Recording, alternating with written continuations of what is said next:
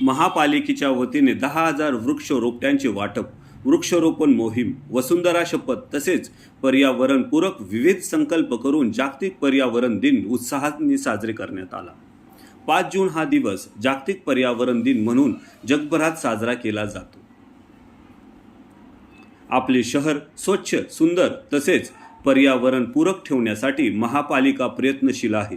शहरवासियांचा देखील याबाबत सहभाग मिळत आहे, असे सांगून आयुक्त शेखर सिंह यांनी पर्यावरण दिनानिमित्त फक्त वृक्षारोपण करून चालणार नाही, प्रदूषण टाळण्यासाठी प्लास्टिक मुक्ती, वायू प्रदूषण रोखण्यासाठी वाहनांऐवजी सायकलचा वापर यासारखे उपक्रम घेण्याचे आवाहन केले।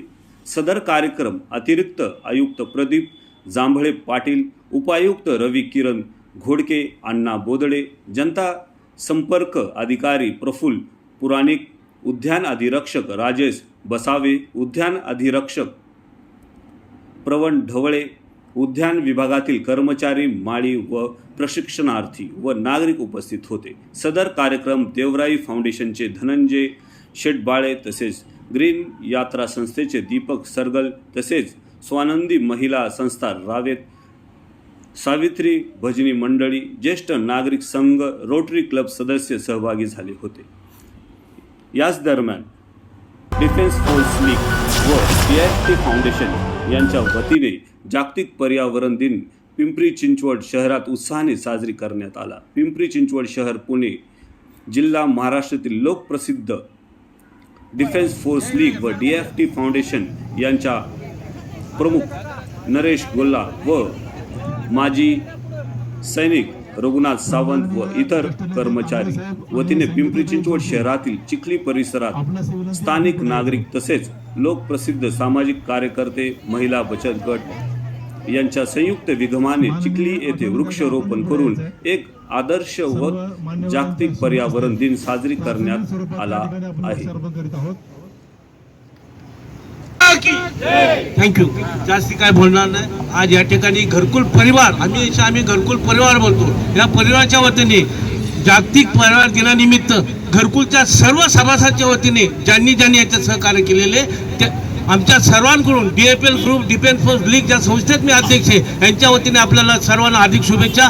जय हिंद, जय भारत। इथे काय व्यक्ती करून घ्या, वाटलं तर राडा रोडा तिथं टाका, लेवल होईल, लोक बसतील, खेळतील, गार्डन होईल, चांगलं होईल।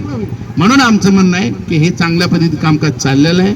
आजचा दिवस चांगला आहे, झाडं लावायचे आणि मला वाटते की तुमच्या हस्तीनं आपल्याच हस्ती तकदीर आहे आपलं झाड लावणं।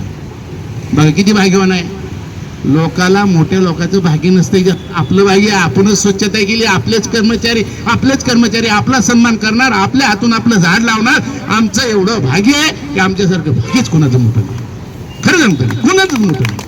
हीच आमचा गोरगरीब आमच्या टाळेवाला आमचा सन्मान करतात, याच्यापेक्षा मोठं काय? अहो हे लोक आमचा सन्मान करतात तेव्हा आमचा महाराष्ट्रात सन्मान वाढतोय, तेव्हा आम्हाला मान मिळतोय।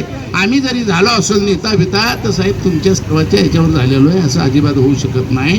कुठेतरी मीच नेता झालो असं अजिबात नाही, तुम्ही आमच्या पाठीशी आहोत आम्ही, आणि तुमचा आशीर्वाद आहे। आणि तुम्ही आता बरोबर साहेब आपल्याला हे झाडं लावायचं आहे, या झाडाला जपायचं आहे, आणि या परिसर जे आहे तुम्ही स्वच्छता ठेवतात, खऱ्या दृष्टीने मी आणि माझ्या सर्व वतीने तुमचं हार्दिक अभिनंदन करतो, कामगाराचं, सर्व कर्मचाऱ्याचं, अधिकाऱ्यांचं आणि आमच्या रिक्षाकांचे जे आहेत सर्व अध्यक्ष उपाध्यक्ष सर्व पक्षाचे लोक आहेत त्यांचेही मी हार्दिक अभिनंदन करतो। मलाही बोलवलं, मलाही सन्मान दिला, मला वाटलं उशीर होईल पण नाही झाला उशीर, आणि आपण सर्वजण आया बहिणी उपस्थित आहेत, आया बहिणींचंही माझ्या बहिणीवांचं बी मी हार्दिक अभिनंदन करतो आणि इथं थांबतो आणि झाडं लावण्याचा आपला कार्यक्रम सुरू